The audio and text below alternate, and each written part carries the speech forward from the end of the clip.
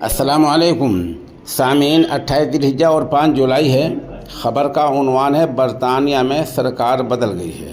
برطانیہ میں عام انتخابات کے نتیجے سامنے آ گئے ہیں، جہاں لیبر پارٹی نے جیت حاصل کر لی ہے، جس کے بعد سر کیئر سٹارمر ملک کے اگلے وزیر اعظم بن گئے ہیں۔ بتا دیں، لیبر پارٹی حکومت بنانے کے لیے مطلوبہ 326 نشستیں حاصل کرنے کے بعد باضابطہ برطانیہ کے عام انتخابات میں کامیاب ہو گئی ہے۔ ملک کے اگلے وزیر اعظم بننے والے کیئر سٹارمر نے کہا کہ تبدیلی شروع ہو چکی ہے۔